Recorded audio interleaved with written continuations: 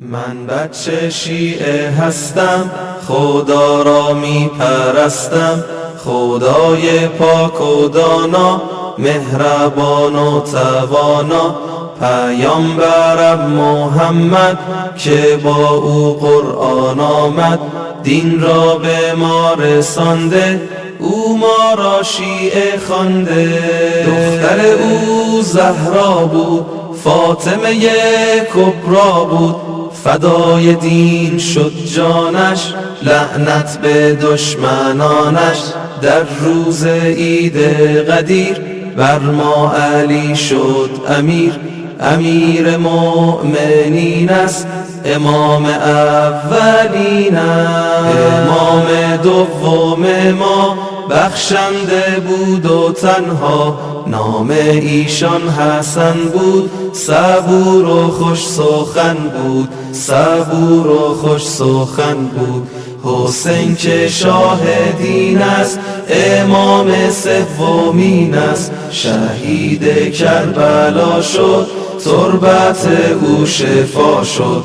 وقتی که آب میخورم بر او سلام میکنم، بر او سلام میکنم، بر او سلام میکنم. چهارم امام سجاد به ما دعاها یاد داد، هر یک از آن دعاها پرمعنی است و زیبا، پرمعنی است و زیبا. پنجم امام باقر که علم از او شد ظاهر، شاگردها تربیت کرد، اسلام را تقویت کرد، اسلام را تقویت کرد. ششم امام جعفر برای شیعه رهبر، صادق و راستگو بود، خدا هم یار او بود، خدا هم یار او بود. هفتم امام کاظم صبور بود و عالم، اگرچه در زندان بود، معلم جهان بود، معلم جهان بود.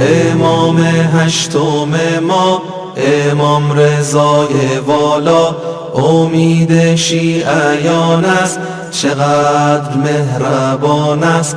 نهم امام جواد، رحمت حق بر او باد، کریم و بخشنده بود، ماه درخشنده بود. دهم امام نقی، پاک دل و متقی، هادی راه دین بود، یاور مؤمنین بود.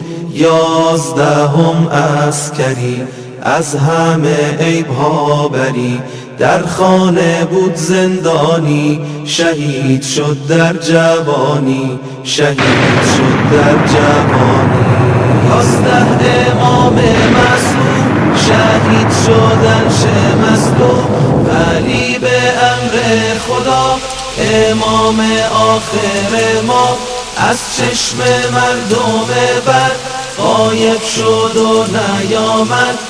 1000 و چندین ساله شیعه در انتظاره، بالاخره یه روزی میشه وقت پیروزی، مهدی ظهور میکنه، دشمنو دور میکنه، دشمنو دور میکنه. جهان میشه پر از گل، نرگس و یاس و سنبل.